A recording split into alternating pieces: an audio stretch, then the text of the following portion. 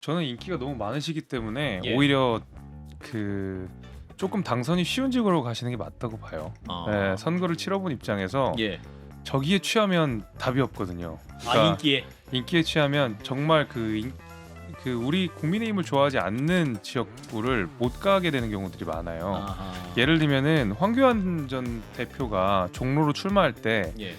본인이 내켜서 가신 건 아니고 사실상 거의 약간 떠밀려 가듯이 가셨잖아요. 마지막 판에. 네, 그랬죠. 강남이냐 비례대표냐 하다가 떠밀려 가셔가지고 나중에 지지율도 안 나오고 이러니까 지지율이 잘 나오는 평창동 일대만 많이 돌았다는 얘기를 제가 들었어요. 아. 그게 선거가 오히려 어려운 선거일수록 저렇게 약간 지지자들의 환호를 받으면서 선거를 치르는 게 아니라 굉장히 그 낮은 자세로 가서 굉장히 허름하게 굉장히 험불하게 가는 게 기본적인 어떤 선거 방식이거든요. 대구로 간다고 가정했을 때 이준석 전 대표 역시 대구에 출마할 것이라는 얘기가 많이 나오고 있지 않습니까? 그럼 두 분이 함께 맞붙을 가능성도 있을까요? 한동훈 장관의 출마는 어느 정도 가시화가 된 건 맞지만 대구인 게 아직 완전히 미정인 거고 이준석 대표도 신당 창당에 대해서 아직까지는 확정적인 상태는 아니다 보니까 가정에 가정을 더해야 되는 거지만은 두 분이 한 지역에서 맞붙을 가능성은 굉장히 재미는 있을 것 같지만 현실 가능성은 없다고 봐요. 김조혁 비대위원께서 고개를 절레절레 흔드셨는데 왜 흔드셨어요? 아니 한동훈 장관이 가면은 개항을 해갖고 저 이재명 인천. 대표하고 싸우면 싸웠지 뭐 하려고 대구에 가서 그 이준석 대표하고 싸웁니까? 뭐 하려고 그러겠어요? 그게 무슨 도움이 된다고? 인천.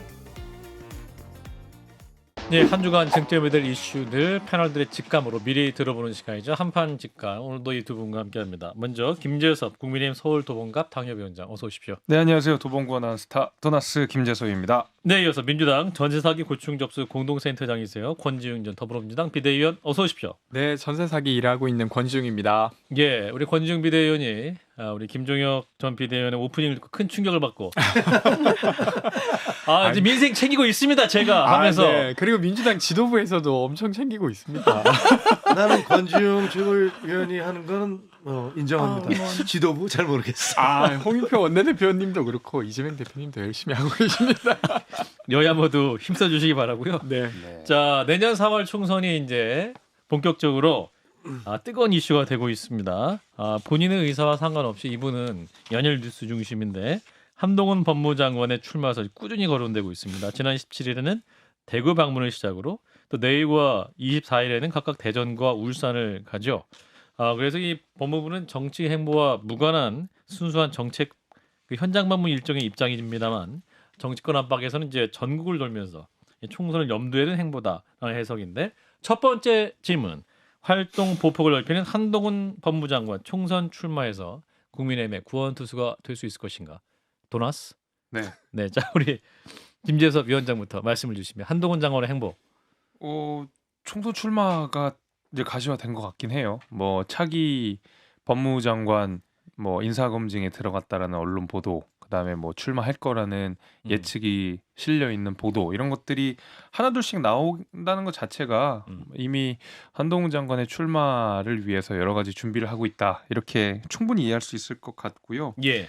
다만 이제 한동훈 장관이 차기 총선에 와서 어떤 역할을 하느냐는 여전히 그 고민이 많이 필요한 것 같습니다. 예. 뭐 최근에 대구에 가셔가지고 인기를 실감하고 오셨다고 하는데 사진을 굉장히 많은 분들이 찍자고. 예. 예. 근데 뭐 일각에서 제기되는 비대위원장까지 하시는 거는 저는 좀 무리라고 생각이 돼요. 왜냐면은 비대위원장은 선거를 이끌어야 되는데 경험이 예, 있는 선거 분야죠. 경험이 반드시 있어야 될 거예요. 그래서 지금에 있는 인기만으로는 선거를 치를 수 없기 때문에 훨씬 더 노련한 사람들이 비대위원장을 하고 오히려 그럼 한동훈이라는 카드는 어떤 식으로 쓰여야 될 것인가 이거에 대한 고민이 있어야 되겠죠.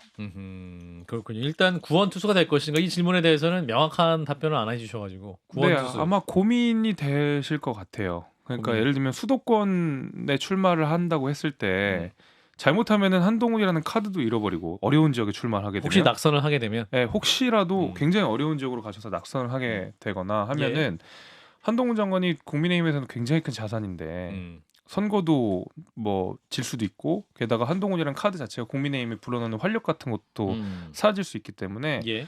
저는 전체 지휘 선거를 지휘하진 않다 하더라도 그래도 좀 안정적인 지역구에 가셔서 오히려 어떤 카드 역할을 하시면 저는 좋을 것 같고 전체 선거는 좀 다른 분들이 이끌었으면 하는 게 더 좋은 방식이라고 봅니다. 예. 자 권지웅 전 비대위원은 저는 좀 조심스럽긴 한데 한동훈 장관의 출마 그리고 뭐 선대위에서 역할 이게 음. 국민의힘에게 안 좋을 것 같다는 생각이 좀 듭니다. 제가 왜 이렇게 생각하냐면 한동훈 장관 개인의 정치적 역량 있죠. 그리고 인지도도 상당합니다. 근데 이게 이제 내년 총선을 사실 국민의힘 입장에서 보면 반성하는 윤석열 정부로 치러야 전 수도권에서 약간 승부를 볼 수 있다고 생각합니다. 근데 반대로 오만한 윤석열 정부로 치르게 되면 사실 저는 아무리 개인의 인지도가 있다 손치더라도 별로 안 좋을 것 같아요. 예를 들면 아주 구체적으로 한동훈 장관이 수도권에서 역할하면 한동훈 장관에게는 좋을지 몰라도 김재섭 위원에게 안 좋을 것 같아요. 그러니까 이게 걱정해 주시는 거예요? 예를 들면 강서 선거도 예. 그러니까 후보자가 있긴 하지만 예. 어쨌건 어떤 선거냐라고 규정되는 건데 아하. 이런 거예요. 윤석열 대통령의 제일 측근이 이번에 선거를 지휘하러 오거나 아니면 선거를 살리러 오는 겁니다. 근데 국민들이 보기에 사실 인현 위원장이 좀 이목을 끌었던 거 뭔가 변하나? 달라지나? 그 변화의 주체는 윤석열 정부였어요. 그러니까 윤석열 대통령으로부터 뭔가 다른 모습이 보이나? 이런 거였는데 한동훈 장관은 지금으로서는 여전히 윤석열 대통령의 확장판밖에 안 되는 상황이라 저는 별로 안 좋을 것 같은데 예. 계속 그 이야기를 하시는 걸 보니까 어떤가 한동훈이라는 카드를 쓰실 것 같다는 생각이 듭니다. 어떻게든 쓸 것 같다. 근데 그러니까 저도 카드라는 표현을 썼던 이유가 예. 그러니까 저는 역할은 분명히 있으실 거라고 봐요. 그러니까 선거를 치르려면은 기본적으로 저희가 비유하는 집토끼 산토끼 비유가 있잖아요. 그러니까 예. 원래 고정적인 지지층 분들을 잘 이끌어가는 것도 중요하고 외연 확장을 하는 것도 중요한데 적어도 한동훈 장관이 지지층을 결집시킬 수 있다라는 데에서는 그 누구도 부인하기는 어려울 거라고 봅니다. 예. 저는 한동훈 장관이 그런 역할들을 해주시면 전국 선거를 또다시 지휘하는 누군가는 또 있어야 된다고 보는 거예요. 그러니까 근데 말씀해주신 대로 윤석열 정부에 대한 평가가 지금 상당히 냉정한 상황입니다. 그렇기 때문에 이런 임기 중반 내지는 말기에 치렀던 여당이 치렀던 선거들 생각해 보면 오히려 대통령을 치받는 사람들이 그 선거를 이끌었을 때 좋은 결과들이 있었거든요. 예를 들면 김영삼 대통령 때 그렇게 미워하던 이회창 그 총리가 당시에 선대위원장으로 왔던 것, 그 다음에 이명박 정부 말기에 완전 대선에서 피 터지게 경쟁했던 박근혜라는 사람이 비대위원장으로 왔던 것, 이런 것들을 생각해 보면 이런 분들이 전국 선거를 지휘하고 한동훈 장관 지지층을 결집하면 저는 나름의 역할 분담은 잘 될 거라고 봅니다. 예, 한동훈 법무장관 연일 기자들이 취재를 하고 있습니다. 총선 출마에 대한 질문을 하고 있고 또 오늘도 CBS가 주최한 대한민국 인구 포럼 현장에도 나왔었는데 기자들이 또 질문을 많이 하더군요. 그 현장 영상을 듣고 이어가겠습니다. 법무부 장관 일정보다 약간 대선 선거 총선 출마인 거 아니냐 이런 얘기도 있는데요. 구글링을 한번 해보십시오. 저 말고 다른 장관들도 그런 업무를 굉장히 많이 하셨죠. 네, 그럼 조금 더 확실한 총선 관련한 구체적인 계획은 언제쯤 밝히시는 생각이실까요? 저는 이런 중요한 일이 많이 있고요. 중요한 일을 열심히 하겠다는 말씀 정도 드리겠습니다. 장관이 그 여권의 지속적인 출마 여부 수용했다 이런 보도까지 구체적으로 나온 상황이라서요. 보도라든가 뭐 추측이나 관측은 그냥 하실 수 있는 거고요. 그러니까 저는 제가 할 일 열심히 하고 있다는 말씀 정도 드리고 아까 드린 말 정도로 가름하겠습니다. 예, 오늘 오전 코엑스에서 있었던 CBS 인구 포럼 행사에 또 축사했던 한동훈 장관이 나오다가 기자들 만난 장면인데 장 변호사님 관련 인터뷰 어떻게 들으셨어요? 오늘 조간에서 일단 네. 마음을 굳혔다 이렇게 뭐 단독 보도 형식으로 나오기도 출마를? 했더라고요. 이미 굳혔다는 거는 상수인 것으로 보이고요. 그래요? 그럼 어떤 쓰임새로 국민의힘에서 활용될 것인가가 관건일 텐데 예.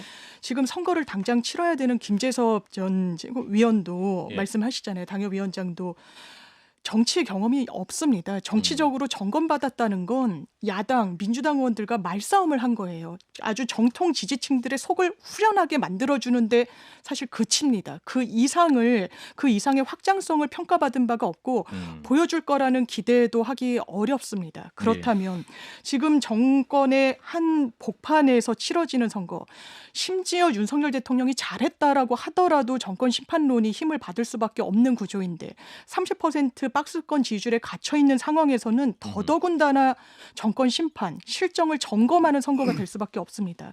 그런데 한동훈이라는 윤석열 대통령의 그림자, 오른팔, 최측근이 국민의힘의 얼굴로 세워진다. 이거는 국민의힘의 타이틀을 달고 선거에 임하시는 분들이 용납할 수 없을 거예요. 그렇다면 역할이 어느 정도가 적당할 것인가. 지금 서울 종로 출마설이 계속해서 나오고 있는데 예. 서초 강남으로 첫 정치 첫 발을 떼는 건 본인도 쉽게 선택하기는 어려울 겁니다. 굉장히 비겁해 보이거든요. 안전한 길을 간다라고 예. 보일 것이기 때문에 그렇다고 험지 중에 험지로 갈 수도 없을 테고 그래서 상징적인 종로 이야기가 계속 나오는 것 같습니다. 왜 그러냐면 지금 서울 수도권이 국민의힘 어렵다고 계속 진단이 나오고 있죠. 예. 그렇다면 뭐라도 좀 견인할 수 있는 지역구에서 본인 역할을 하는 게 딱 적정한 수준이 아닐까 싶습니다. 자, 김종익 비대위원 어떻게 보세요? 무조건 나오죠. 무조건 나온다. 근데 그리고 아. 그건 사실은 올 봄부터 그런 얘기 계속 있었잖아요. 예, 저도 여기 있었죠. 와서 그 선거철 다가오면 반드시 나올 겁니다. 그렇게 얘기했던 기억이 납니다. 예. 아니 왜냐하면 어떤 총선이든지 녹록하고 만만한 총선은 없거든요. 예. 그러면 그 가지고 있는 자원을 총동원할 수밖에 없어요. 음. 그 도봉에는 도봉이 나온 스타 김재섭이 있지만 예. 어떻게 보면 이 우리 한동훈 장관은 법무부가 나온 스타 범나스란 말이에요. 범나스. 야, 아니, 처음 우리로서는- 쓰신 건가요? 범나스? 아니 예. 그거 왜 어쨌든 그 카드를 버리려고 하겠습니까? 무조건 쓰죠. 그리고 검나스. 검찰이 나온 스타. 네. 검나스. 아니, 검나스. 예. 웃긴 그 생각하는 검나게스. 예. 게 이 뭐야 그 한동훈 장관의 지지가 예. 윤석열 장관 대통령 때문에 생긴 거 아니에요. 제가 보기에는. 아. 그러면 윤석열 대통령 지지도가 낮으면 한동훈 장관 지지도도 같이 떨어져야 되는데 그렇습니까? 아하. 한동훈 장관 지지도 계속 올라가고 있잖아요. 음흠. 그 왜 그렇습니까? 제가 이제 검찰에도 출입하고 해서 그 제 친구들이나 검사했던 친구들한테 이렇게 얘기를 해 보면 예. 한동훈 장관에 대해서 하는 얘기가 다 야, 그 친구 엄청 똑똑하지. 아, 근데 선배로서 진짜 써먹기 되게 힘들어. 이렇게 얘기하더라고요. 왜? 예. 저희 압니다. 우리 기자들도 후배 중에서 일 잘하고 똑똑하고 자기 처신 제대로 하면 선배들이 함부로 건드리기가 뭐해요. 뭐라고 얘기하기도 뭐 하다고요. 근데 검찰 때도 그렇고 제가 보기에는 대통령과 지금 법무부 장관의 관계가 단순하게 대통령이 야 이거 해 하면 이거 하고 저거 해 하면 저거 하는 그런 관계 저는 아니라고 봅니다. 아하. 그렇기 때문에 예. 지금 한동훈 장관의 자기 인기는 자기 스스로 만들어간 것이지 예. 요새 어록이 막 돌고 있더라고요. 그래서 저 어록 보니까 야 정말 말 정말 똑부러지게 똑똑하게 하는구나 아하. 라는 생각이 들었어요. 자기 스스로 만들어갑니다. 그리고 구원투수가 될까? 되죠. 당연히 구원투수가 되는데 예. 저는 국민의힘의 구원투수가 한동훈 장관만 있다고 생각하지는 않습니다. 이게 저희가 죄송하지만 민주당과 큰 차이가 될 거라고 생각을 하는데 민주당에 별로 제가 보기에는 그 구원투수라고 내세울 만한 젊은 분이라든가 참신한 분 별로 없어 보입니다. 근데 저희는 뭐 한동훈 장관도 있고 뭐 우리 시대전환 조정훈 의원도 들어왔고 또 뭐 윤희숙 의원 같은 분이라든가 또 우리 젊은 도나스도 있고 이렇게 도나스로 굉장히 얘기 많이 하고 있어요. 네, 많은 분들이 구원투수가 될 거라고 생각하고 희망하고 있습니다. 예, 자 우리 네. 김종혁 비대위원께서 굉장히 높은 평가를 하고 있는 한동훈 장관. 요즘 전국에 가는 곳마다 꽃다발을 받고 환영을 많이 받으세요. 지금 사진 좀 나가고 있는데, 요건 아마 이제 대구에 가서 찍은 사진인데 굉장히 얼굴 밝은 모습으로 또 시민들과 만나고 있고 본인을 그린 그림도 아마 팬에게 받으시는 것 같고, 사진 막 둘러싸여 있어요. 사실 오늘 CBS 행사에서 사진 굉장히 많은 분들이 찍으셔가지고 정말 인기가 있으시긴 있으시구나 이런 생각이 들었는데, 그래서 이제 이분이 나간다. 그러면 어디 나갈 것이냐. 그래서 저희 방송에서는 지난주에 이현주 전 의원은 대구 출마를 가서 안정적으로 당선이 되고 또 총선을 돕는 어떤 지휘 구도로 갈 것이다. 또 지금 장 변호사도 말씀하셨지만 정치일보 이제 종로에 가서 또 차기 대권 주자로서의 또 입지도 다지면서 수도권 승리를 위한 발판을 놓을 것이다. 이런 해석이 있는데 두 분은 어떻게 보세요? 먼저 김재섭 위원장부터. 저는 인기가 너무 많으시기 때문에 예. 오히려 그 조금 당선이 쉬운 직으로 가시는 게 맞다고 봐요. 예, 선거를 치러본 입장에서 예. 저기에 취하면 답이 없거든요. 인기에. 인기에 취하면 정말 그 우리 국민의힘을 좋아하지 않는 지역구를 못 가게 되는 경우들이 많아요. 아하. 예를 들면은 황교안 전 대표가 종로로 출마할 때 예. 뭐 본인이 내켜서 가신 건 아니고 사실상 거의 약간 떠밀려 가듯이 가셨잖아요. 마지막 그랬죠. 판에 네, 그랬죠. 강남이냐 비례대표냐 하다가 떠밀려 가셔가지고 나중에 지지율도 안 나오고 이러니까 지지율이 잘 나오는 평창동 일대만 많이 돌았다는 얘기를 제가 들었어요. 아하. 그게 선거가 오히려 어려운 선거일수록 저렇게 약간 지지자들의 환호를 받으면서 선거를 치르는 게 아니라 굉장히 그 낮은 자세로 가서 굉장히 허름하게 굉장히 험불하게 가는 게 기본적인 그 어떤 선거 방식이거든요. 대표적으로 이정현 대표가 선거 치렀던 거 생각해 보시면 예. 거의 시골의 촌부처럼 선거를 치르시잖아요. 자전거 타고. 그러니까요. 근데 대부분 험지에서 하시는 분들이 그래요. 그래서 저는 오히려 한동훈 장관 스타일 자체도 그렇고 본인이 가진 브랜드 경쟁력이라는 이런 면에 있어서 오히려 어려운 지역에서 이렇게 험지 개척을 하는 것보다는 안정적인 지역구에서 당의 간판으로서 카드의 역할을 하는 것이 저는 지지층을 결집시키는 것이 중요한 역할이라고 그럼 대구입니까? 보지. 저는 대구도 저는 좋다고 봅니다. 그래서 오히려 그런 식으로 접근을 해야지 무조건 한동훈 장관의 체급이 크니까 어려운 지역 가서 이겨오라. 이건 당에게도 한동훈 장관에게도 저는 큰 도움 아니라고 생각합니다. 권지웅 전 비대요. 저는 무조건 당선되는데 가실 것 같은데요. 무조건 당선되는 거. 대구 왜냐하면 지금 국민의힘이 뭔가 희생하는 분위기 아무도 없지 않습니까? 다 버티고 있는데 한동훈 장관이 왜 떨어질 수도 있는데 가겠습니까? 그러니까 전반적으로 그런 분위기가 아닌데 한동훈 장관이 그 분위기를 만들겠다고 할 리가 없다는 생각이 하나 들고 예. 저는 이 한동훈 장관이 이런 거에 마주치게 될 수밖에 없다고 생각하는데요. 예. 인현 위원장이 혁신을 하겠다고 하시다가 결국 용산의 신호를 받고 거침없이 뛰어라. 이런 걸 이야기 듣고 윤석열 대통령이 허락한 것 안에서 혁신을 하겠다고 한 거예요. 소신껏 해라. 네. 윤석열 대통령이 허락한 것 안에서 소신껏 하라라고 받은 거죠. 저는 그렇게 생각합니다. 예. 근데 한동훈 장관도 분명 그런 순간이 올 거예요. 그러니까 달라지는 국민의힘이 있지만 그건 여전히 윤석열 대통령이 허락한 것 안에서 달라지는 국민의힘을 만드는 주자로서 한동훈 장관이 이제 사실 한계를 보일 때 국민들이 어쩔 수 없구나. 저 사람조차도 예. 이렇게 될 수밖에 없는 상태라서 결국 거기에서 이제 국민들이 한동훈 장관이라 하더라도 국민의힘이 별로 바뀔 게 없다. 그리고 그것이 좀 한계지 않을까. 자, 네. 그래서 이제 꽃길을 갈 거 안정적인 곳으로 갈 것이다라고 우리 김재섭 위원장과 권지웅 전 비대위원이 말했는데 그렇다면 대구로 간다고 가정했을 때 이준석 전 대표 역시 대구에 출마할 것이라는 얘기가 많이 나오고 있지 않습니까? 그럼 두 분이 함께 맞붙을 가능성도 있을까요? 있겠죠. 있을 수밖에 없죠. 대구에 뭐 12석밖에 없으니까. 같은 지역에서 아니면 대구 지역 다른 지역에서 근데 비교될 아마 수 있는 다른 지역으로 하시겠죠. 다른 지역으로? 설마 둘 다 나가신다고 가정했을 때 이게 약간 가정에 가정을 더해야 돼서 예. 말씀드리기가 좀 곤란하긴 하지만 한동훈 장관의 출마는 어느 정도 가시화가 된 건 맞지만 대구인 게 아직 완전히 미정인 거고 이준석 대표도 신당 창당에 대해서 아직까지는 확정적인 상태는 아니다 보니까 가정에 가정을 더해야 되는 거지만은 두 분이 한 지역에서 맞붙을 가능성은 굉장히 재미는 있을 것 같지만 현실 가능성은 없다고 봐요. 김주혁 비대위원께서 고개를 절레절레 흔드셨는데 왜 흔드셨어요? 아니 한동훈 장관이 가면은 개항을 해갖고 저 인천. 이재명 대표하고 싸우면 싸웠지 뭐 하려고 저 대구에 가서 그 이준석 대표하고 싸웁니까? 뭐 하려고 그러겠어요? 그게 무슨 도움이 된다고? 인천 계양은 험지 아니에요? 가면은 험지라 하더라도 가서 이겨라. 가서 싸울 수도 있는 거죠. 뭐 그건 모르겠습니다만 예. 예를 들면 그렇다는 겁니다. 이게 제가 보기엔 이제 호사가들이 만들어내는 얘기고 대구에 가서 아까 가정을 얘기했지만. 예. 그 지금 당을 만들지도 지금 가정이고 그다음에 대구로 갈지도 가정인데 그 가정과 가정을 붙으면 또 가정이 나올 거 아니에요. 그러니까 재미는 있지만 아직까지 너무 익지 않은 얘기고 현실적으로 가능성도 별로 없다. 근데 이준석 대표가 하는 말을 가만히 들어보면 한동훈 장관의 정치 입문을 계속 이제 환영하고 있어요. 그리고 정치 천재일 수도 있다. 그리고 극지하는 복권이다. 이러면서 나와라. 이렇게 제가 얘기하고 있는데 다른 데서도 한번 얘기한 적이 있는데 예. 이준석 대표의 욕보다 더 무서운 게 칭찬입니다. 네. 이준석 대표 욕보다 항상 의심을 하셔야 돼요.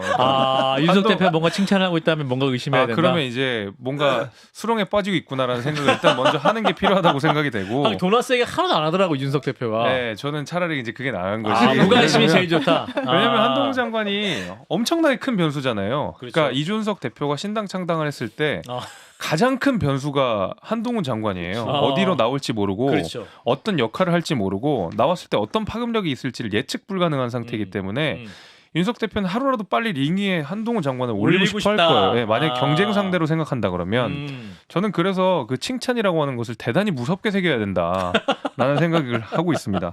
장 변호사. 저는 한동훈 장관이라는 분의 정치력이 좀 과대평가된 부분이 있지 않나라는 생각을 지울 수는 없어요. 예. 사진을 찍으려고 시민들이 모여들고 꽃다발을 받고 광주에서는 똑같은 장면이 연출될 수 없겠죠. 그러니까 강성 지지층들의 지지를 열화와 같이 받고 있는 상황인 건데요. 예. 지금 차기 대선 주자 여론조사를 보더라도 이재명 대표 바로 다음으로 나오고 TK 지역에서는 더 앞서는 결과도 최근에 있기도 했고요. 예. 그런데 오늘도 이준석 전 대표가 라디오에 출연해서 이야기를 하던데 황교안 전 대표도 똑같은 수순을 겪었었다는 거예요. 예. 10%대의 차기 주자 대선 호감도가 나왔었고 그런데 10%라는 건 이른바 TK 지역의 아주 강선 지지층들의 총 비율에도 못 미치는 거라는 겁니다. 그렇다면 거기에 플러스로 확장성을 과연 가진 정치인인지는 단 한 번도 보여준 적이 없고 오히려 굉장히 좀 편협한 모습을 보여준 측면이 있죠. 야당을 대하는 태도에 있어서 특히 그랬습니다. 그렇다면 총선에서 특히 중도층, 민심을 잡아야 되는 역할을 어느 정도나 해낼 수 있을지 좀 의문입니다. 자, 한동훈 장관 얘기를 했는데요. 이분 얘기 잠깐 하고 다음 이슈로 넘어가겠습니다. 양평고속도로 문제 그리고 전세 사기 문제 있을 때 국민들의 관심 많이 받았던 원희룡 국토부 장관. 이분도 출마 유력한 것 같습니다. 후임자 인선 작업이 본격화됐다. 인천 계양을에 나가서 이재명 대표를 잡으러 간다. 자객으로 간다. 이런 얘기도 있던데 혹시 파악하고 계신 게 있습니까? 우리 김종혁 비대위원이 아까 인천 계양을 말씀하셨어요. 그 인천 계양을 원희룡 장관 카드는 2주 전에 나온 얘기예요. 솔직히. 2주 전에? 네, 2주 전에 이미 그런 얘기들이 뭐 내부에서 좀 왔다 갔다 하는 얘기를 저도 들었으니까 뭐 그렇게 갈 수 있다. 그런 걸 검토하고 있다. 그런 얘기 들었어요. 누가 검토하고 있어요, 근데? 아니 뭐 본인이? 그 내부 당 내부에서 본인의 얘기도 본인이 어떻게 할 것이냐 뭐 이런 본인이. 것도 서로 주고받을 거 아니에요. 예, 예. 그러니까 그런 얘기가 어디서 흘러나와서 들었는데 그러니까 지금 아직까지는 다 어떻게 될지 말을 놓고서 일로 갈까 절로 갈까 막 다 이루고 있는 거지 아직까지 결정된 건 아니라고 봅니다. 근데 그것도 하나의 가능성인 것 같아요. 자, 김재섭 위원장. 저는 그 제가 듣던 중에 가장 좋은 소식 중에 하나였는데. 원희룡 장관의 네. 인천 계양을 출마. 네. 아하. 이재명 대표가 호락호락하게 선거를 치르게 하면 안 된다는 생각을 아하. 강하게 갖고 있고. 예. 근데 지난 지방선거 때 그 이재명 대표가 보궐선거로 당선되실 때 사실상 당의 간판 역할을 하셔야 되는데 예. 오히려 개항을 해서 지지율이 약간 미미하다 보니까 오히려 당 지도부가 이재명 대표를 지원 유세를 하러 왔던 그 기억이 아직도 있어요. 그러니까 이재명 대표가 전국 선거를 지휘해야 된다는 핑계로 개항을 해서 따뜻하게 계셨는데 오히려 그 자리가 위태로워가지고 결국 전국 선거를 한번 망했던 경험들이 지금 민주당한테 있는 거 아니겠습니까? 저는 그 매기 같은 역할을 원희룡 장관이 아주 잘 해내실 거라고 생각합니다. 인천에 가서. 네. 아. 잡으실 수 있을 거라고 생각해요. 이재명 대표를. 이재명에서 잡을 수 있다. 네. 상무에서. 인천 계양을은요 국민의힘에게는 험지 중에 험지입니다. 그렇죠. 송영길 전 대표가 5선을 했고요. 그 뒤를 이어받아서 이재명 대표가 하고 있는데 원희룡 장관은 사실 국민의힘의 자산이지 않겠습니까? 예. 그런데 사실상의 자객공천이라는 미명하에 버려지는 카드로 쓴다? 버려질 수도 최소한 있는 카드로 쓴다?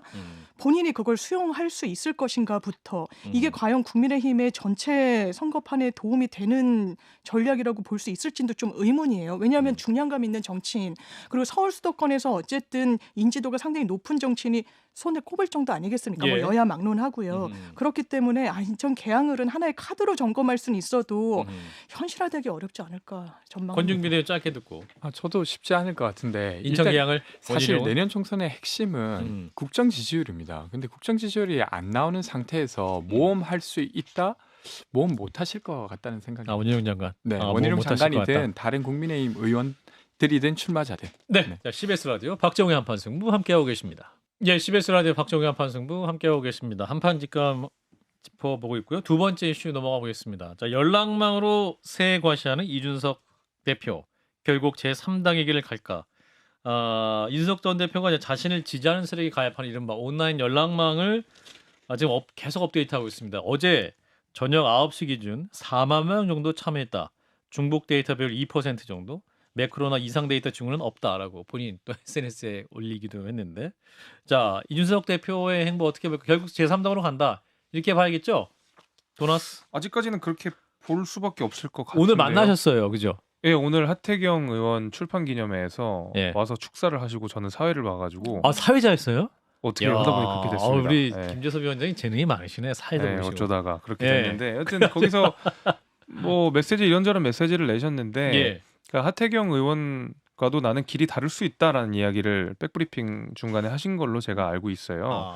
그렇다 그러면 하태경 의원은 국민의힘 소속으로 서울에서 출마하겠다고 선언을 해놓은 상황이기 때문에 예. 그것과 다른 길은 뭐 제3신당을 통해서 다른 정당의 간판을 들고 나오겠다라는 얘기로 저는 비추거든요. 그러니까 하태경 의원을 빗대면서 이야기했다는 거는 의미심장하다는 생각이 들어요. 그래서 하태경 의원과도 다른 길을 갈 수 있다라고 하는 거는 분명한 제3정당에 대한 신호를 그 국민들께 주고 있다 이렇게 보고 있습니다. 아직까지 뭐 확정된 건 아니지만 가능성이 이제 점점 높아진 건 사실인 것 같아요. 예, 오늘은 우리 김재섭 위원장이 말할 때마다 김정혁 비대위원이 계속 머리를 흔들고 있습니다. 자, 우리 김정혁 비대위원 뭐가 마음에 안 드시는 거예요?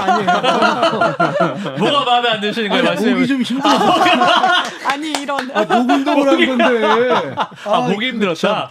예, 목 아무튼 뭐 운동한 거예요. 근데 야, 목은 일단 아프신 거고 이렇게 아니, 계속해 보세요. 이준석 전 대표는 지금 간을 보고 있다고 생각해요. 간을 보고 있다. 네. 아, 지금 어떻게 될지 자 지금 내가 이제 연락망을 모으고 있어. 근데 한 3만 명 모였어. 오늘까지 한 4만 명 모였다. 뭐 이런 예. 얘기 들리더라고요. 예. 근데 이분이 하고 있는 여의도 재건축 조합인가? 그렇죠. 뭐 그런 유튜브 채널. 있잖아요. 네. 거기 한 10만 명 되나요? 11만 넘었죠. 네, 한 10만 명 정도 되는데 그분들만 다 들어와도 10만 명은 되겠죠.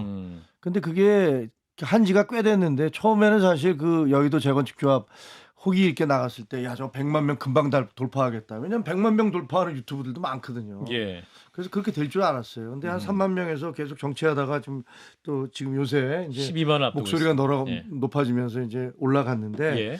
그래서 그런 걸 이렇게 볼 거예요. 지금 나한테 이 재건축 조합 지금 현재 연락망이 오는데 이거 분석을 하겠죠. 이게 했을 때 내가 될까 안 될까 승산 같은 걸 계속 따져볼 거예요. 그리고 거기에 따라서 결정을 할 거라고 생각을 합니다. 그래서 승산이 있으면 예. 더 세게 치고 나가는 거고 근데 만약에 승산이 별로 없을 것 같다 그러면 다른 명분을 잡아서 또 이제 발을 뺄 수 있는 어떤 그런 것들을 만들어내려고 하겠죠.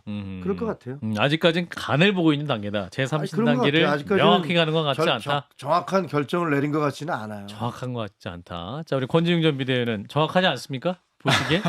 저는 뭐 제가 그 이준석 대표의 마음을 알 수는 없지만 예. 저는 안 나간다고 볼 이유가 지금 있나요? 아, 국민의힘 탈당하지 그러니까 않는다고 이제 볼 이유가 계속 있냐? 반복해서 윤석열 대통령이 대선 당시의 약속을 최소한 지켜야 된다라고 울면서까지 이야기를 했는데 지금 변화가 없는 상황에서 자신이 말했던 걸 되돌릴 만한 지금 근거가 정부의 변화로 전혀 확인되지 않는 상황이고 예. 그리고 준비는 전 두 가지가 필요하다고 생각했는데 하나는 실무적으로 어쨌건 당원 5천 명 시도당별로 1,000명 이상 이게 예. 이제 이걸 어떻게 갖출 거냐가 있고 두 번째는 같이 할 그룹과 관련된 거였어요. 예. 근데 어쨌든 이 연락망이라고 하는 건 당내 소속된 상태에서 당원들을 모을 수는 없잖아요. 그렇죠. 명백한 해당 행위니까.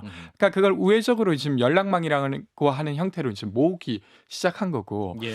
그럼 나머지 하나는 그룹을 꾸릴 수 있을 건가인데 저는 거기에 실패해서 주저앉을 수는 있어도 다시 뭔가 당에 들어가려고 지금 이런 어떤 일련의 과정들을 한다고 보이진 않아요. 아하. 그래서 뭐 함께할 현역 의원들이 저는 많진 않다고 생각되는데 근데 국민의힘 내부 분위기를 제가 잘 모르니까 이렇게 생각하는 걸실 수도 있고 그리고 유승민 전 의원과의 결합 이런 것들도 되게 중요한 요소로 보이는데 아직 거기에 대해서는 잘 모르겠어요. 그러네요. 그러니까 그런 요소가 잘 안 돼서 주저앉을 수는 있어도 국민의힘에 들어가서 뭔가 자기가 지금 가지고 있는 걸로 국민의힘에서 뭐 해보겠다는 걸로 읽히진 않아서 저는 창당으로 갈 것 같다는 생각입니다. 자, 윤석 전 대표가 저희 방송에 나와가지고 본인의 상태는 이혼을 앞둔 부부다. 그리고 이제 12월까지 숙려 기간이다 이렇게 말씀을 하더군요. 자, 장 변호사님, 숙려 기간 동안 다시 재결합하는 부부가 있죠. 있죠. 아이가 있으면 특히 그런데 아이가 있으면 되게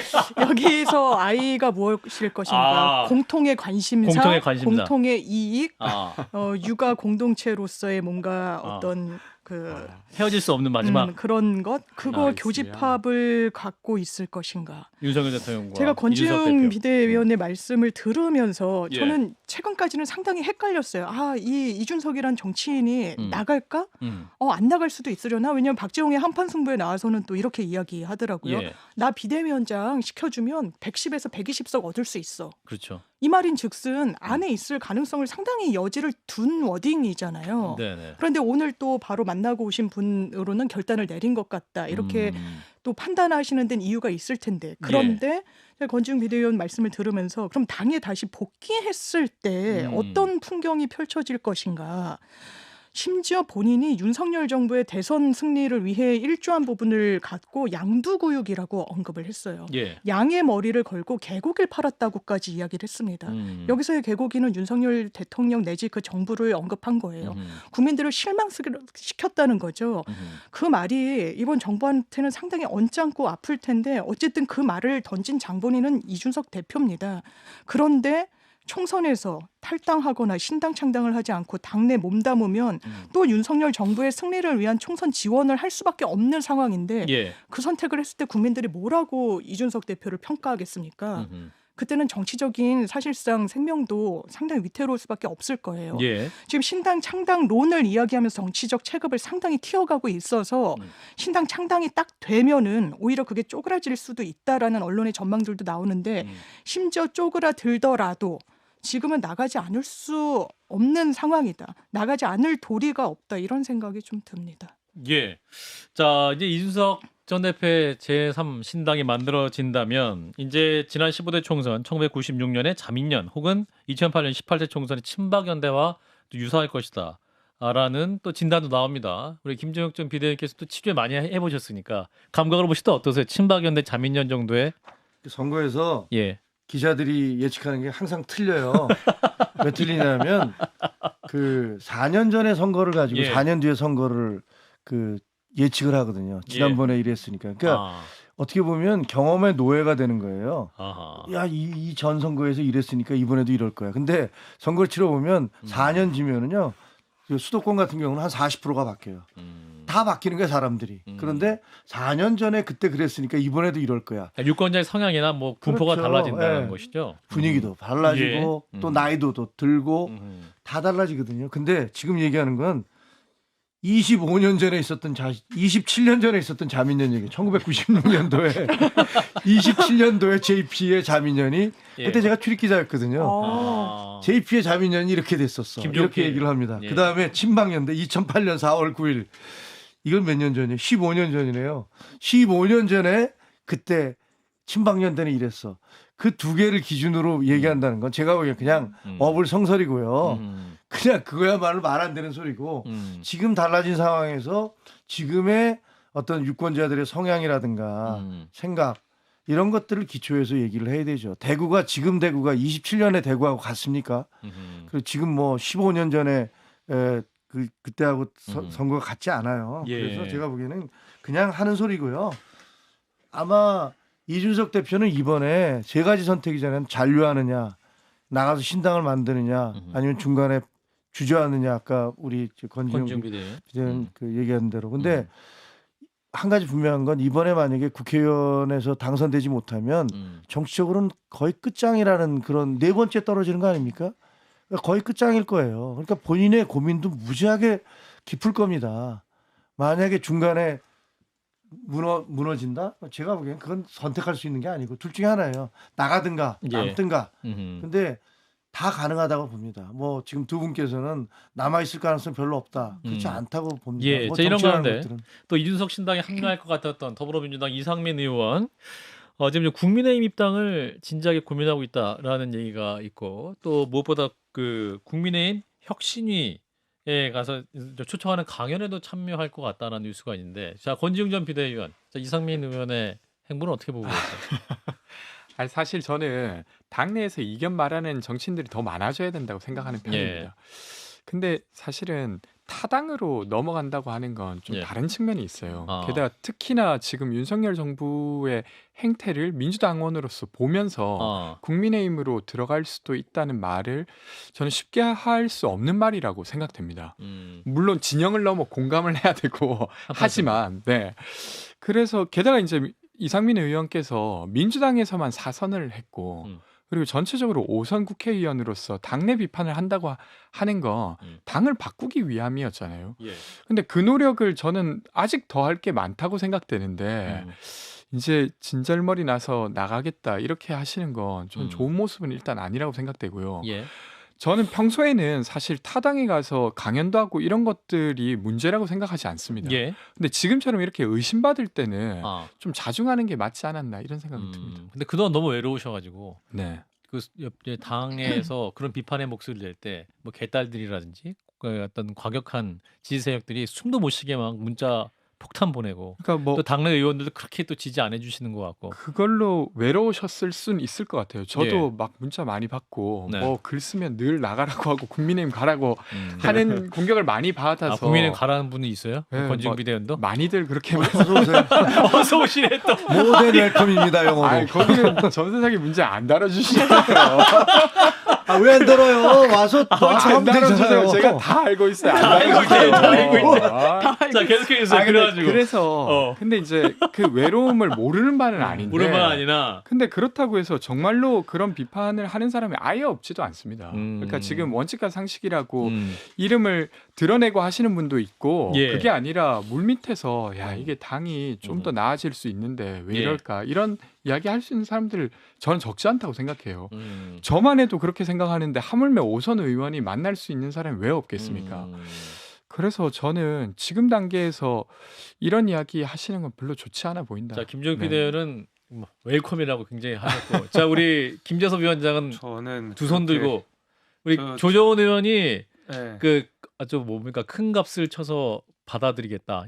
양 버선반 들고 나가서 환영하겠다. 인재 영입 위원이시잖아요. 근데 아직 그 당적을 국민의힘으로 안 옮기셨잖아요, 조정훈. 아 아직 안 합당한 걸로 합당했어요. 알고 합당 있어요. 완료했어요. 근데 아. 마무리 단계가 당사에 아직 안 관심 좀 돼요. 가져주세요. 근데 조정훈 의원이 그 이제 막 합당하신 분이 그렇다면 예. 누구를 받고 말고 할 때 그 본인의 큰 목소리를 낼게 목소리를 아니라. 낼 수 있는 위치는 아니라고 생각하는데 예. 여하튼 뭐 그건 그렇다 치더라도 예. 그 이상민 의원 뭐 개인적으로 좋아하지만 음. 이게 국민의힘이 반명연대처럼 되는 건 좀 개인적으로 반대예요. 반명 연대가 진짜. 왜냐하면 지금 국민의힘에서도 빅텐트 얘기가 나오기 시작하고 아. 외연 확장 이런 얘기가 나오기 시작하는데 아. 예를 들면 이준석, 유승민에 대해서 어떻게 해야 될지에 대한 태도도 불분명한 상황에서 예. 민주당에서 오시는 분을 쌍수 들고 환영할 수는 없는 거예요. 외연 확장이라는 명분만 가지고는. 저는 그런 의미에서라도 국민의힘이 여당이잖아요. 정책으로 승부 보고 노선으로 승부 보고 그 진짜 국민들한테 우리 정부 가야 되는 지향점을 분명히 보여주고 나서 외연 확장이 있는 것이지 예. 지금 여당의 자격으로서 그냥 이 사람 저 사람이 많이 와가지고 반명연대처럼 돼버리는 거는 저는 야당으로는 뭐 이해가 되지만 여당으로서 반명연대로 선거 치르는 거는 개인적으로 좋은 전략은 아니라고 봅니다. 네.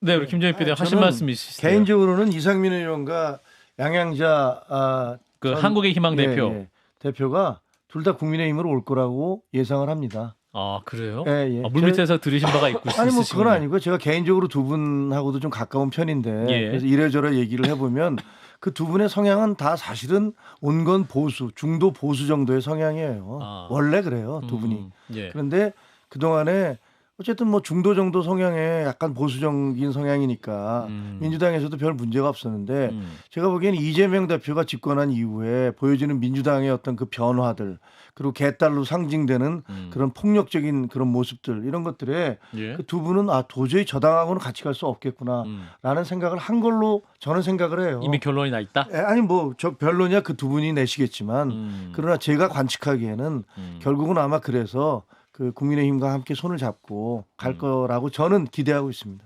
예, 자 일단 여기까지 얘기하고 다음 이슈 민주당 얘기를 좀 넘어가 보면, 자 최근 공개된 더불어민주당의 총선용 현수막에 이게 청년 비하 논란이 일고 있습니다. 이제 민주당은 사과와 함께 원점에서 재검토하겠다라고 이제 밝힌 상황인데요. 민주당의 현수막 청년 비하 논란 해프닝에 그칠 것인가? 세 번째 질문을 던집니다. 관련 현수막 이미지가 준비가 돼 있나요? 네, 유튜브로 보여드리면 나에게 온 당 정치는 모르겠고 나는 잘 살고 싶어. 경제는 모르지만 돈은 많고 싶어. 혼자 살고 싶댔지 혼자 입고 싶댔나? 뭐 요 내용입니다.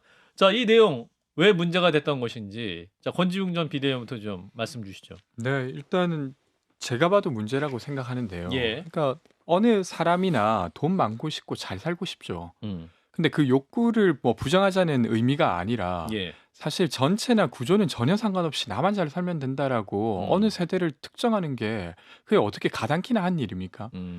그게 뭐 꼭 청년일 뿐만 아니라 어느 세대라도 그렇게 규정해서는 안 된다고 생각되고요. 예. 그래서 이 현수막의 메시지는 아주 잘못된 게 맞다라고 생각되고 근데 이게 사과하는 과정에서도 예. 약간 잡음이 있었던 것 같아요. 지금은 예. 네, 사무총장께서 사과를 한 걸로 저는 알고 조정희 있습니다. 사무총장이 사과를 했죠. 저는 잘한 일이라고 생각됩니다. 예. 왜냐하면 일을 하다 보면 잘못이 있죠. 일어나기도 하기 때문에 음. 그럼 그걸 인지했을 때 어떤 태도를 보일 거냐에 있어서 사무총장께서 사과한 일은 잘한 일이라고 생각되고 근데 처음에 이게 나왔을 때 이게 업체가 그냥 의견 준 거다 뭐 이런 식으로 좀 넘기려고 했던 것 같아요. 당과 관련이 없고 업체에서 해당 문구를 만든 것이다라고 했는데 네. 사실 이게 말이 되나요? 그러니까 아니 그러니까요. 업체에서 이렇게 썼으면 왜 이렇게 당이 이렇게 현수막 해도 되는 거예요? 그러니까 이게 근데 특히 그 지적이 타당한 게 이게 공문이 공개가 됐어요. 예. 그러니까 중앙당이 시도당에게 이 4개의 시안 중에 2개 정도는 걸어달라. 그럼 그거는 당이 이 메시지가 필요하니 시도당에게 해달라고 요청한 겁니다. 예. 그럼 요청한 주체가 당이기 때문에 예. 이건 그냥 뭐 일하는 과정에서 업체가 제안했고 우리가 검토하지 못했다라고 할 만한 성격의 것이 아니에요. 그래서 늦었지만 어쨌건 사무총장께서 사과를 한 것 잘한 일이라고 생각합니다. 청년 김재섭 위원장 어떻게 일단 보셨어요? 업체로부터 문구를 받았다라는 전제 아래에서도 예. 민주당은 야당의 자격이 없는 거예요. 저도 현수막 진짜 많이 걸지만 그 예. 문구 하나하나가 얼마나 중요한데요. 근데 그거를 업체 통해서 제안을 받았다? 민주당은 그럼 청년에 관한 내용을 업체한테 외주 줘가지고 하겠다라는 거기 때문에 그 핑계도 말이 안 되는 핑계라고 보고요. 예. 그러니까 되게 오랜만에 민주당 소식 들었는데 하필이면 또 이런 거여가지고 그런 생각이 들었어요. 과거 이제 조국 전 장관부터 해가지고 예. 민주당에 대한 젊은 세대들의 지지가 많이 철회가 됐는데 얼마 전에 유시민 전 장관의 청년 비하 발언도 마찬가지고 아 이래서 젊은 사람들이 민주당 떠났지 이런 것들을 자꾸 재확인시켜 주는 것 같아요. 어허. 그러니까 오히려 국민의힘이 약간 국민의힘의 최저점을 늘 민주당이 만들어주고 있다. 저는 이런 생각이 들 정도입니다. 예. 자, 네. 또 저희 프레카드 많이 만들어 보셨을 김종혁 비대위원은 이 민주당의 이 청년 비하 현수막 해프닝 어떻게 보셨습니까? 그 제작 그냥 과정. 좀 심하게 얘기하면 바보 같은 짓 한 거죠. 뭐 간단하게 바보가 얘기하면 됐다. 어리석은 행동을 한 거고 예. 그리고 그게 이제 웃긴 게 최고위를 통과했잖아요. 네네. 해서 이제 걸어라고 한 거 아니에요? 음흠. 그러면 그냥 저희가 실수했습니다라고 하면 되는 건데 그 여러분들이 앉아갖고 이걸 보면서 이게 문제가 있다는 것들을 전혀 걸름 장치가 없었던 거 아니에요. 그러니까 쉽게 얘기하면 저도 이제 우리 기자 출신이니까 예. 데스크를 보잖아요. 기사 그래서 제목. 예. 말이 안 되는 기사를 써왔어. 예. 근데 데스크를 보면서도 그냥 넘겼어. 예. 그래서 너무 바빠서. 몇 단계가 넘어가서 그냥 출판이 돼버렸어요. 신문에 나와버렸어. 그럼 이제 난리가 나는 거 아니에요? 예. 그것처럼 그러면 이제 그런 일이 벌어지면 회사가 발칵 뒤집히죠. 왜 발칵 뒤집히냐면 국장의 입장에서 야 데스크들이 쓴 애도 문제지만 그거를 그냥 넘어간 우리 시스템, 우리 구조, 우리의 사고 방식 이게 더 문제다 이렇게 지적을 하거든요. 그런 것과 비슷한 것 같아요. 그거를 보면서 이게 뭐 젊은 애들 생각을 우리가 잘 반영해서 이렇게 하면 젊은이들이 우리한테 올 거야라고 생각했던 그 머릿속에 우리한테 국민의힘에 그 많이 비판하시는 그 꼰대 같은 사고 방식들 뭐 그런 것들에 대해서 많이 반성을 하셔야 될 것 같아요. 네, 이제 민주당의 총선 기획단의 위원이 장민민 변호사. 네, 네. 제가 뭐 이 시안이라고 했으니까요. 예, 구체적으로 그게 내려간 경위 등에 대해서는 잘 알지 못하지만 예. 민주당이 총선을 앞두고 청년층을 모욕 주기 내지는 단시한적으로 다가가기 위해서 이런 플래카드를 고민하진 않았던 것으로 알고 있습니다. 기본적으로 기존의 정치권이 청년 유권자층을 어떻게 대했는지에 대한 깊은 고민이 있습니다. 이게 반성에 기반한 것이기도 하고요. 뭐 윤석열 정부 거론하기에 앞서 민주당도 성찰해야 되지만 당장 대선 때 뭐 200만 원 주겠다 병사들에게. 예. 이거 사실 할 수 없는 그 예산과 관련한 정밀하고 치밀한 정책 검증은 없었던 것이거든요. 청년 장관시키겠다. 아주 입속에 혀처럼 했지만 청년들에게 결과적으로는 거짓 기만으로 다가갈 수밖에 없도록 기성 정치인들이 행동했습니다. 예. 거기에 대해서 깊은 반성을 하고 있습니다. 민주당이 그렇다는 것이고요. 거대 담론을 언급하고 민주화 이야기를 하고 역사 언급을 하면서 도덕성을 종용하던 그 태도 물론 맞지만 2030 세대는 그런 상황을 체험하지 못했고 그렇다라고 해서 반가치적이라거나 역사에 관심이 없는 세대는 아닙니다. 예. 그런 부분에 대해서 어떻게 유권자층에게 다가갈 것인지에 대한 깊은 고민이 민주당에 있다는 말씀드립니다. 예. 자, 이런 가운데 김종민, 윤영찬, 이원욱, 조홍천 의원으로 구성된 그 원칙과 상식 모임에서는 논평을 냈어요. 지도부 책임론을 내세우면서 이번 홍보기획을 총괄한 것으로 지목되는 한준호 홍보위원장 사퇴해라 이렇게 얘기하고 있는데 당내에서 얘기 들으신 게 있습니까? 권지웅 비대요. 저는 정확히 사과하고 넘어가야 될 일이라고 계속 예. 생각이 들어요. 그래서 이걸 총괄했던 책임자가 있다고 하면 예. 사과하시는 게 맞다. 지금 사무총장께서 사과한 게 있지만 예. 그렇게 생각하고 저는 이렇게 생각하는데 이런 과정을 거치면서 잘 알게 되면 되는 거예요. 사실은 젊은 세대라고 해서 연대의식이나 공감 이런 게 없는 게 전혀 아니잖아요. 예. 그러니까 사회적 이슈로 보더라도 세월호라든지 촛불이라든지 아니면 이태원 참사가 이렇게 사회적 이슈가 되는 데는 당연히 젊은 이들의 어떤 참가, 젊은 시민들의 참가가 있었던 거기 때문에 그러니까 뭔가 이제 과거에 공동체 우선주의라든지 집단주의에 대한 어떤 반감을 어떻게 넘어설 건가를 고민하는 과정에서 이런 실수가 나왔다고 생각하고 그걸 잘 인정하면 반복하지 않을 텐데 사퇴까지는 아니다. 일단은 그래도 사과부터 일단 하는 게 맞다. 사과부터 하는 게 네, 맞다. 이렇게 예. 생각합니다. 자, 이재명 대표는 오늘 열린 비공개 회의에서 최고회의에서 지도부 내 레드팀 역할이 필요하다 이런 말씀도 했다고 하네요. 그러니까 이제 쓴소리 할 수 있는 팀 필요하다는 건데 장 변호사님 들으신 게 있으세요? 이게 제가 들은 얘기는 없고요. 예. 이게 아마 언론 보도를 통해서 저도 아는데 최고위에 뭐 통과 이런 의결작용이 있었던 건 아닌 걸로 알고 이제 보고가 됐다라는 예. 보도가 있었는데 네. 어떤 그 컨셉에는 고개를 끄덕였지만 이게 왜냐면 문구가 지금 4개만 소개가 돼서 그렇지만 뭐 50개가 넘고 이렇다고 아하, 하니까요. 그렇군요. 그래서 세밀하게 못 챙겨봤던 부분은 있었던 것 같고 그래도 국민들께 변명은 되지 않을 거라고 생각합니다. 근데 민주당 내에 레드팀이 있을 수 있나요? 레드팀이 있잖아요. 원칙과 상식. 근데 그 원칙과 상식에 대해서 지금 개딸인 분들이 어떻게 하고 있습니까? 예. 민주당 내에서 저는 여태까지 민주당 민주당 출입 반장도 해봤고 민주당 어떻게 흘러왔는지 쭉 봐왔지만 요즘처럼 그렇게 의원들에 대해서 거의 노골적인 협박과 위협이 가해지는 것들을 본 적이 없습니다. 그리고 그것을 당내 지도부가 그냥 방치하고 넘어가는 것도 본 적이 없고요. 그럼 예. 레드팀이 어떻게 있을 수 있습니까? 말했다가 죽을 텐데. 네, 과격하게 말씀. 자, 권지웅 비대위원 15초 반론해 주세요. 그래도 저 같은 사람이 계속 민주당에 맞아요. 있는 걸 보면 레드팀이 있는 겁니다. 그러니까 그게 이제 아주 활발하진 못하더라도 계속 예. 작용 반작용이 있다고 저도 말씀드립니다. 새삼스럽게 레드팀 챙기지 말고 있는 권지웅이나 잘 챙기라는 말씀을 드리겠습니다. 알겠습니다. 오늘 한판 직감은 여기까지. 김재섭 국민의힘 서울도봉갑 당협위원장, 권지웅 전 더불어민주당 비대위원 두 분 고맙습니다. 고맙습니다. 감사합니다. 좋아요, 구독. 알림 설정.